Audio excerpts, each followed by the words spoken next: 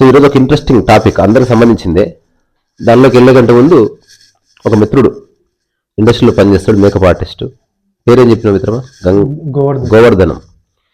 ఆ తర్వాత పారామిలిటరీ దళంలో పనిచేశాడు. కొన్ని అనివార్య కారణాల వల్ల బయటకు వచ్చి తన జీవితాన్ని తను నిర్మించుకుంటున్నాడు. మనం అంతా ఏమంటారు, కష్టజీవులము, కానీ ఇష్టమైన పని చేస్తున్న కష్టజీవులం అనుకో. అయితే ఒక చిన్న మైండ్కి సంబంధించిన ఆస్పెక్ట్ నేను నా లైఫ్లో జరిగింది, ఎవరికి వాళ్ళు చెక్ చేసుకోవచ్చు. మైండ్ ఏం చెప్తుందంటే, ఒకవేళ నా దగ్గరనే అది ఉండింటే అసలు నేను మామూలుగా ఎంజాయ్ చేయకపోదు అని చెప్తుంది మైండ్.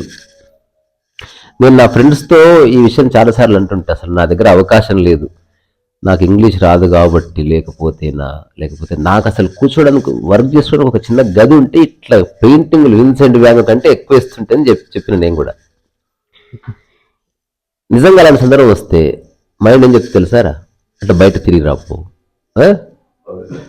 అక్కడ కొండ మీద బలం ఉంటుంది తెలుసా కూర్చుంటే. మైండ్ అంత దొంగ, ఇంకోటి లేదురా బాబు. ఎట్లా కనిపిస్తుంది పెయింటింగ్ ఇది కదా? మంచి మార్మికత వచ్చింది కదా. సో ఇప్పుడు కొన్ని సంవత్సరాల ఎవడి అనుభవం వాడిది, జీవన ప్రయాణం తర్వాత కొన్ని విషయాలు స్పష్టంగా తెలిసి, ఇది ఎవరినో ఒప్పించడానికి కాదు, నా గురించి తెలిసి. మిగతా వాళ్ళు ఎవరికి వాళ్ళు చెక్ చేసుకోవాలంటే అదేంటి, మైండ్ ఎప్పుడు నీ ఎంటైర్ జీవితాన్ని క్యాలిక్యులేట్ చేస్తుంది. సౌండ్ వస్తుందా? నేను చెప్తాను.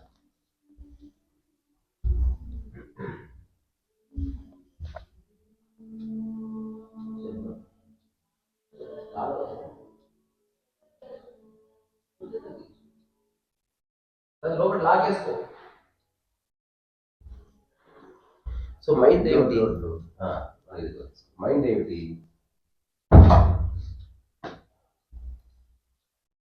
నీ మొత్తం అస్తిత్వాన్ని అది 100% క్యాలిక్యులేట్ చేస్తుంది. మైండ్ నీ గురించి నీకు తెలుసో లేదో, లేదా వేరే వాళ్ళకి తెలుసో లేదో, ప్రభుత్వానికి తెలుసో లేదో, కానీ నీ మైండ్ తెలుసు, 100% తెలుసు. దీనికి ఒక పెద్ద ఆయన చెప్పిన మాట, తుమ్హారా మన్ తుమ్హారా ఔకాత్ కో జానతా హై. ఔకాత్ అంటే నీ విలువ తెలుసు నీ మైండ్. నువ్వు అనుకోవచ్చు నువ్వు తోపని అదని ఇదని, బట్ నీ మైండ్కి స్పష్టంగా తెలుసు. అది ఎట్లా తెలుస్తుంది, నువ్వు ఏ విషయాలు రిజిస్టర్ చేస్తున్నావో ఆయా విషయాలన్నిటినీ మైండ్ ఒక డేటాబేస్ క్రియేట్ చేసుకుంటుంది. ఎగ్జాంపుల్, నీకు ఏ మేరకు వాగ్దాటు ఉంది, నీ దగ్గర ఏ మేరకు డబ్బులు ఉంది, నువ్వు ఏ మేరకు ఒక రోజులో ఖర్చు చేయగలవు, వేరే వాళ్ళదైతే నువ్వు ఎట్లా బిహేవ్ చేస్తావు, నీదైతే నువ్వు ఎట్లా బిహేవ్ చేస్తావు, ఎవ్రీథింగ్ నీ మైండ్ డేటా ఉంది దాని దగ్గర. నువ్వు వేరే వాళ్ళకి బ్లఫ్ చేయొచ్చు, బట్ ఒక టైం వచ్చినప్పుడు నీ మైండ్ నిన్ను ఎక్స్పోజ్ చేస్తుంది. ఒక్క స్టెప్ వెనక్కి తీసుకోమని చెప్తుంది. నీకు అంత సీనియర్ డాడీ, ఒక్క జరుగు, నువ్వు మంచి చేస్తున్నావు అని చెప్తుంది. అంతవరకు నేను ఎన్ని డ్రామాలు ఆడాలో ఆడనిచ్చి నేను రకరకాలు చేసి సరైన సందర్భంలో మైండ్ చెప్తుంది, నీకు అంత స్థితి లేదు, స్థాయి లేదు. ఉదాహరణకి ఛాలెంజ్ చేసినప్పుడు నువ్వు హఠాత్తుగా ఛాలెంజ్ చేస్తావు కదా, మైండ్కి తెలియదు ఆ విషయం. అంటే వారం అంటే నువ్వు డిస్కషన్లో హఠాత్తుగా మాట అనేసినావు, అది మాటగానే అన్నావు. కానీ ఇప్పుడు ఉదాహరణకి దేశం కోసం ఏం చేస్తావు చెప్పు, నా ప్రాణాన్ని నేను ఇస్తాను, నువ్వు ఏదో మాట వరుసకు అన్నావు అనుకో, అప్పుడు మైండ్ అక్కడ రెడీగా లేదు. అదేదో పుసుకుని అట్లానే తర్వాత చెప్తుంది అది. అప్పుడు తర్వాత అందరూ వచ్చింది ప్రాణత్యాగం చేస్తాను కదా, రా అంటే నాకు లెగ్ పెయిన్. అదే ఇప్పుడు భగత్ సింగ్ అనుకో, భగత్ సింగ్ గురించి మైండ్ తెలుసు కాబట్టి అది ప్రిపేర్ అయ్యింది టు డై. అది వెనక్కి పోదు ఇంకా, ఎందుకంటే అతని క్యాలిబర్ అతనికి తెలుసు. భగత్ సింగ్ జైల్లో ఉండి లీగల్ పుస్తకాన్ని చదివి, జైల్లో మంచి మంచి గ్రంథాలు చదివి, ఎందుకు కోర్టులో తన కేసు తాను వాదించుకున్నాడు. ఎవరైనా భయపడతారు కదా, కొందరు భయపడరు, అంటే స్థిరంగా. సో ఆ మైండ్ భగత్ సింగ్ చేసే పనులను చూస్తున్నందుకు అది అర్థం చేసుకుంది, ఇది ఇతని జీవితం, ఇది ఇతని మనస్సు, ఇది ఇతని ప్రియారిటీ. అందుకని అటువంటి దాన్ని ప్రొజెక్ట్ చేస్తుంది. అందుకని ఒక యోధుడు మహాయోధుడిగా మారుస్తుంది మైండ్, ఒక మూర్ఖుడు మహామూర్ఖుడు కూడా మారుస్తుంది. సో ఇప్పుడు నాకు సంబంధించిన చిన్న ప్రాక్టికల్ ఏంటంటే, మైండ్ ఏమీ లేనప్పుడు ఒకవేళ అది నీ జీవితంలో ఉంటే చాలా అద్భుతం చేస్తా అని చెప్తుంది. 100% చెప్తుంది. ఇప్పుడు నాకు ఒక్కటి అటువంటిది. చాలా మంది చెప్తారు దీనికంటే పెద్ద స్టూడెంట్, నాకు ఇదే చివరి స్టూడియో ఐ డోంట్ మైండ్. నా జీవితంలో నేనేదో పని చేస్తుంటే నా లైఫ్ స్టూడియో వస్తే ఓకే, అది పెద్ద స్టూడియో ఉంటే టైసన్ చింపేదో అని చెప్పాను. ముందు ఈ చిన్న స్టూడియోలో ఏం చేస్తావు అది చెయ్యి, మిగతా సంగతి తర్వాత. ఎట్లంటే నా దగ్గరనే బైక్ ఉంటే ఢిల్లీకి పోతుంటాను కదా, ఇప్పుడు కాళ్ళు ఉన్నాయి, అట్లీస్ట్ ఈ కొండ మీద పోయినా అంటే ఉన్న వాటిని నువ్వు సమగ్రంగా వాడుకోమని మైండ్ ఎప్పుడు చెప్తాను. ఉన్న వాటిని మైండ్ ఇగ్నోర్ చేస్తుంది, లేని వాటిని మైండ్ ప్రొజెక్ట్ చేస్తుంది. కానీ ఫైనల్గా ఏది నీ దగ్గర ఉందో అదే నీ అస్తిత్వం నీకు చెప్తుంది. చేస్తావా చేయవా నీ ఇష్టం, కానీ మైండ్ అయితే ఎప్పుడు అట్లా ఒక పరిచయం చేస్తే అందులో ఏ డౌట్ లేదు. సో నీ జీవితంలో ఎప్పుడన్నా అట్లా ఒకటి అనుకొని మైండ్ వల్ల ఆగిపోయినాయి ఉంది అంటే, అరే నేను అనుకున్నది ఒకటి అయ్యింది ఒకటి, నేను నా గురించి ఎక్కువ అనుకున్నాను, నిజంగా నాకంత సీన్ లేదు ఎందుకంటే ఫస్ట్ అనిపించింది ఎట్లా, ఇప్పుడు అనిపోయింది ఎట్లా, అనిపించినప్పుడు నువ్వు ఊరికి అనేసినావు పుసుక్కున్నా, తర్వాత నీ మైండ్ అసెస్ లేదు, కొన్ని అనుకుంటాం చేయాలి, కంపల్సరీ చేయాలనుకుంటాం. నీ దగ్గర ఉన్నప్పుడు అనుకుంటావా లేకపోతే లేనప్పుడు అనుకుంటావా? ఉన్నప్పుడు లేనప్పుడు. ఎగ్జాంపుల్ పెయింటింగ్సే ఉన్నాయి, ఇప్పుడు పెయింటింగ్స్ నాకు అవైలబుల్ ఉన్నాయి, చేద్దాం అనుకుంటున్నాను. అదే చెప్తున్నా, ఇప్పుడు నేను చెప్పింది అది. లేనప్పుడేమో ఉంటే చేస్తా అంటది, ఉన్నప్పుడేమో ఇంకేదన్నా పని చూసుకో అంటది. అంటే చేయాలని ఉంటుంది కానీ ఆ టైంలో ఎందుకో. That's what mind does. అంటే మనసు ఇంకా స్థిరపడలే 100% అదే పని మీద ఉండాలంటే చాలా శక్తి కావాలి మనసు. అంటే నీకు దీన్ని ఏమంటారు, అన్వేవరింగ్ ఫోకస్ అన్నారు ఇంగ్లీష్లో. అంటే నీ అసలు నీ మనస్సు అటు ఇటు పోవడం లేదు, ఇంకా అక్కడే ఉంది. ఈదర్ యు ఆర్ పెయింటింగ్, అలా ఉండాలంటే అదే నీ చాలా విషయాలు మైండ్లో సెటిల్ అవ్వాలి. ఇప్పుడు ఇంకా నేను చిన్న ఎగ్జాంపుల్ చెప్తాను. ఇప్పుడు ఒక దగ్గర ఇల్లు కట్టాలనుకో, చాలా విషయాలు సెటిల్ అవ్వాలి. ప్లాట్ కొనాలి, ఆ ఉన్న 50 ప్లాట్లు ఏ ప్లాట్ మీద తెలియాలి, ఎవ్రీథింగ్ ఉన్నప్పుడు అప్పుడు ఒక మొదటి పడుతుంది దెబ్బ, నువ్వు బిగిన్ చేయొచ్చు అది. అట్లా మైండ్ కూడా అంతే, నీ దగ్గర అన్నీ ఉన్నప్పటికీ ఇది సెటిల్ అయింది, కానీ ఇంకేవో సెటిల్ అవ్వవలసి ఉంది. ఇప్పుడు 500 పుస్తకాలు అంటున్నా, లాస్ట్ 4-5 డేస్ నుంచి ఐఎమ్ స్ట్రగ్లింగ్ టు రైట్. అలాగే నేనేం ఫోర్స్ చేస్తలేను, ఇట్లా పెన్ను పెడుతున్నా, ఏం చెప్తుంది తెలుసా, క్యారమ్ బోర్డ్ ఆడుకో. ఆ క్యారమ్ బోర్డ్ ఆడిన తర్వాత నువ్వు అది ఫ్రీ అయిపోతే నువ్వు రాసుకోవడమే, ఇంకా పొద్దు నుంచి కంటిన్యూస్గా రాసుకోవాలి. అంటే నేను నమ్ముతున్నా కదా, వాళ్ళది క్యారమ్ బోర్డ్ ఆడిన తర్వాత ఇంక ఎంబడి రాసుకోవాలి. నువ్వు తీసిన రాత్రిపూట ఆడడం తీసేసిన కదా, అంటే దాని అర్థమైంది రాత్రిపూట రాసుకోవాలని. ఆ రాత్రిపూట రాద్దానికి వాకింగ్కి వెళ్ళు, మంచి చల్లగాలి, ఇంత మంచి అవకాశం మళ్ళీ రాదు, అసలు ఇంత దూరం వచ్చిందే గాలిని అనుభవించడానికి అంటుంది.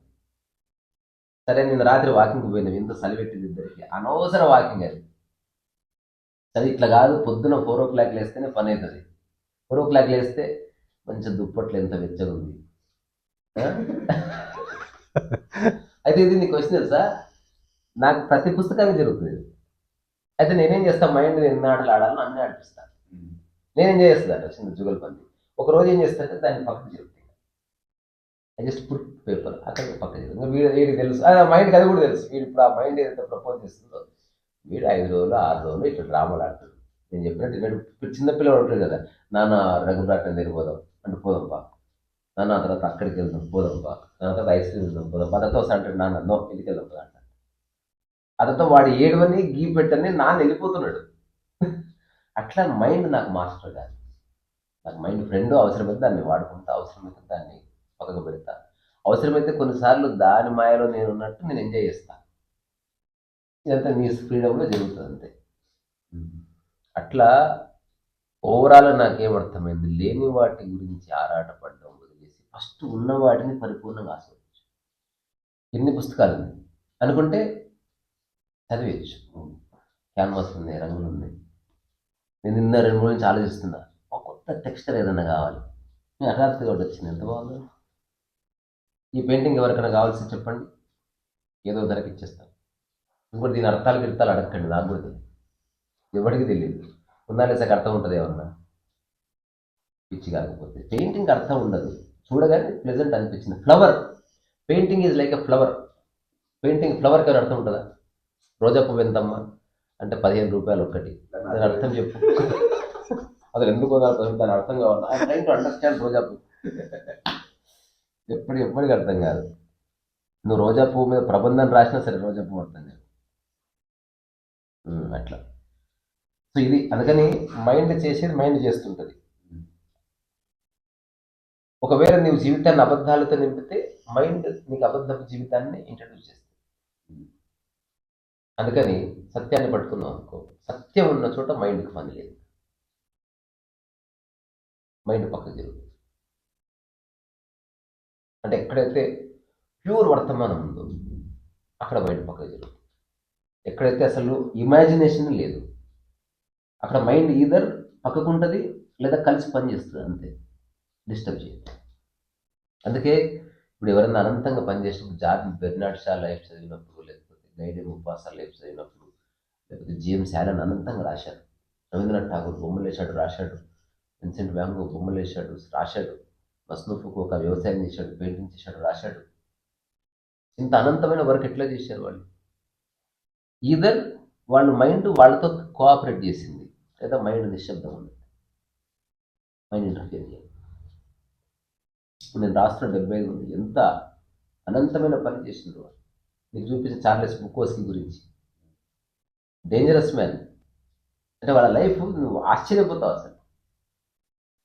అంటే చదివితే అరే మేము ఎట్లా బతికారా బాబు. మైండ్లెస్ పీపుల్ అసలు. సో రెండు ఉన్నాయి, అది చెప్పి ముగిద్దాం. Using the mind and surrendering to the mind, knowing the mind. So మైండ్ని ఉపయోగించుకున్నాం, లెట్స్ యూజ్ దిస్. లేదా ఉపయోగించుకోకుండా పక్క కొంచెంత, కానీ ఇది నేను ఉపయోగించుకో. ఒక్కసారి అది వచ్చింది అనుకో, గోయింగ్ బ్యాక్, ఖచ్చితంగా పతనం స్టార్ట్ అయింది. సో మనము మీ పని చేస్తున్నారు, వేతనం సరిగా ఇవ్వట్లే, ఇట్లాంటి అంశాల గురించి నీలాంటి వాళ్ళు ఒక 7-8 మంది ఉంటే ఒకసారి కలుపు, వచ్చిందా డిబేట్ చేద్దాం. ఎవరిని బ్లేమ్ చేయొద్దు, only say this is the problem. Okay sir. అట్లా సరేనా? మరి ఇది ఇంకోటి, అందరికి అన్ని టాలెంట్స్ ఉంటాయా ఉండవా? ఏదో ఒక టాలెంట్ అయితే ఖచ్చితంగా ఉంటుంది. అన్నీ ఉండవా? అన్ని అంటే ఎట్లుంటాయి? మీరు పెయింటింగ్ వేస్తారు, శాండ్ అన్ని కాదు, కొన్ని కొన్ని ఉంటాయి. అదే చాలా కొన్ని అనుకో.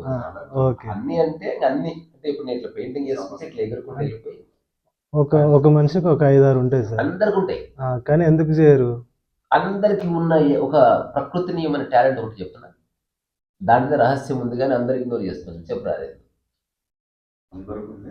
అదొక రహస్యం. ప్రకృతిలో నువ్వు అన్ని పనులు చేయొచ్చు, ఆపొచ్చు. నేను ఏదైనా పట్టుకోవచ్చు కదా, పట్టుకోకుండా ఆపొచ్చు కూడా. అంటే నేను నియంత్రిస్తున్నా, ఒక్కటి మాత్రం నియంత్రణ నీ చేతిలో లేదు, అక్కడే రహస్యం ఉంది. ప్రతిదీ నువ్వు ఆపొచ్చు, ఒక్కటి నీ వల్ల కాదు. రొమాన్స్ కాదు కాదు, మళ్ళీ వేరే వాళ్ళతో సంబంధం ఉన్న విషయం కాదు. తినకుండా ఉండొచ్చు కదా, ఉంటావా లేదా నిమిషమైనా? తినకుండా ఉన్నావు అంతసేపు, కానీ ఒక్కటి నువ్వు చేయాలన్నా కుదరదు. నిద్ర ఆపు, నేను ఆపుతున్నాను. అందులోనే జీవిత రహస్యం ఉంది. ఇప్పుడు నువ్వు చెప్పి ఆ ఒక్క టాలెంట్ నిజంగా ఉపయోగపడుతుంది, అందరికీ ఉన్నది. బొమ్మలు అంటే అందరికి రాకపోవచ్చు, లేకపోతే పాటలు పాడడం అందరికి రాకపోవచ్చు, ఎగురు దిగడం రాకపోవచ్చు, బిజినెస్ చేయడం అందరికి రాకపోవచ్చు, అందం అందరికి ఉండకపోవచ్చు, ఒక్కటి అందరికి ఉంది. ఆలోచించకుండా ఉండొచ్చు, నిద్రలో ఏ ఆలోచన లేదు, ఒక్కటి ఉంది, ఒక్కటే ఉంది, ఇంకా వేరే ఏం లేదు. వినడం, ఎట్లుంటావు? అది అది అది టెక్నాలజీ యూజ్. అదర్వైజ్ వినకుండా ఉండడం ఏమి లేదు. అదొక్క విండో ఓపెన్ ఉంది, యూ హ్యావ్ టు లిజన్. ఇప్పుడు నీకు ఇష్టం ఉన్నా లేకుండా యూ హ్యావ్ టు లిజన్. ఇష్టం లేకపోతే కళ్ళు మూసుకోవచ్చు, ఇష్టం లేకపోతే నోరు మూసుకోవచ్చు, స్మెల్ నచ్చకపోతే ముక్కు పూసుకోవచ్చు. నేను అంటున్నది, నువ్వు చేతి లేకుండా కూడా మూసుకోవచ్చు. టేస్ట్ ఆ. కానీ అనిపించింది. నీ చేతులు లేకుండా నీ చెవులు మూసుకోలేవు.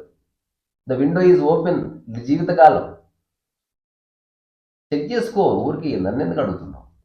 అది నువ్వు కూడా అడిగిన దానికి టాలెంట్, నీకే జవాబిస్తా. అది కూడా నువ్వు టాలెంట్. స్మెల్ నువ్వు పీల్చుకో చేతులు లేకుండా, ఆవేశంలో ఒకటి ఇది ఆపుకోవచ్చు, ఇది ఆపుకోవచ్చు, అంత ఆపుకోవచ్చు, ఇది ఆపుకోలేవు. సో వినే కళ ప్రకృతిది. అందుకే ఆధ్యాత్మికతకి వినడానికి అపారమైన సంబంధం. ఎందుకంటే నీ దమ ఖరాబ్ అయితే వినడంతో అలా నుంచి ఎక్కడ ఖరాబ్ ఎవరిని అంటున్నావు? ఉంది కదన్నా మా ఫ్రెండ్ని అనుకో అని వాళ్ళ ఫ్రెండ్ పేరు మీద నిన్నన్నా కూడా నువ్వు పట్టించుకో, వింటుంటావు. కానీ అట్లా అదే సినిమా మన జబర్దస్త్లో ఒక్కటి నాకు బలది వచ్చింది. నాగబాబు కూతురు రాఘవ ఒక స్కిట్ చేశారు. అది ఏం రా అంటే, అమ్మాయి గారు మీరు కొంచెం రాఘవ అనే లోపే వాటి రియాక్ట్ అయితే అంటే మొత్తం అనే లేదు ఒకటి రియాక్ట్ అవుతూ ఉంటుంది. ఏం రా అమ్మాయి గారు ఏం రాఘవ అనే లోపు నువ్వు అట్లా అంటున్నావు. సో నెక్స్ట్ ఈ ఒక్క విషయం గురించి మాట్లాడదాం. చాలా రోజుల నుంచి అనుకున్నాను నేను, ఇప్పుడు కుదిరింది అది. దీన్ని దాని యొక్క మూల పదంలోకి వెళ్తే అబ్ అడైర్ అబ్ హర్షన్ అన్నారు. దాని యొక్క మూలార్థం అంటే మనకు రెండు ఉన్నాయి, వినడము అండ్ జస్ట్ చెవులు అప్పగించడం. దానికి తెలుగులో వేరే విధంగా లేదు, వినడమే. కానీ ఇంగ్లీష్లో హియరింగ్ ఉంది అండ్ లిజనింగ్ ఉంది. ఇప్పుడు ఆశ్చర్యం చూడు, అంటే మన టెక్నాలజీ అండ్ భాష చెవులో పెట్టుకుంటారు కదా చెవిటి వాళ్ళు, నో డిస్రెస్పెక్ట్, దాన్ని ఏమన్నారు? Machine hearing aid hearing. అన్నారు. Hearing aid. ఎందుకు లిజనింగ్ ఎయిడ్ అంటే? రెండింటి వినడమే. మనం సాధారణంగా అనేది కాన్సన్ట్రేట్ చేసి వినేది.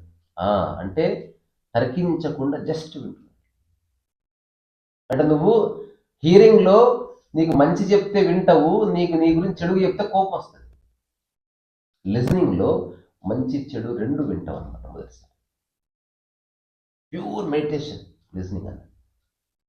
నీకు నచ్చిందే వినడం అనేది నీ ఛాయిస్ నుంచి వచ్చింది. ఇంకా ఛాయిస్ ఏం లేదు. దీని గురించి మాట్లాడుకుందాం.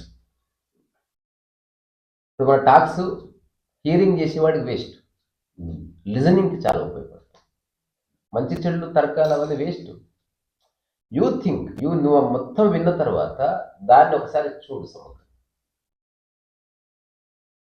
వినడం అన్నది మామూలు విషయం కాదు. ప్రకృతిలో అన్ని ప్రాణులు డీప్గా వింటాయి అన్నమాట. చూడడం కూడా సేమ్ కదా, చూడడంలో కొంచెం కష్టం. సేమ్ చూడొచ్చు కదా సార్. చూడొచ్చు, అదే విట్నెసింగ్ ఉంది, వాచింగ్ ఉంది. ఏం చూసినా ఒకటే రియాక్షన్. చూడడంలో చాలా ఉన్నాయి, వినడంలో రెండే ఉంది. వినడంలో హియరింగ్ అండ్ లిజనింగ్. చూడడంలో చూస్తున్నా, ఇట్లా కూడా చూస్తున్నా, ఇట్లా చూసినా, ఇట్లా కూడా చూసినా, ఇట్లా కూడా చూసినా. రకరకాల చూడడం ఉంది. గేజింగ్ ఉంది, వాచింగ్ ఉంది, విట్నెసింగ్ ఉంది, పింటింగ్ ఉంది. చిన్న మనసులో సంశయం, రకరకాలు చూస్తున్నా. ఏమీ లేకుండా చూడడం విట్నెసింగ్. అట్లా ఏ ధారణ లేకుండా ఊరికే వినడం లిజనింగ్. Extraordinary dimension.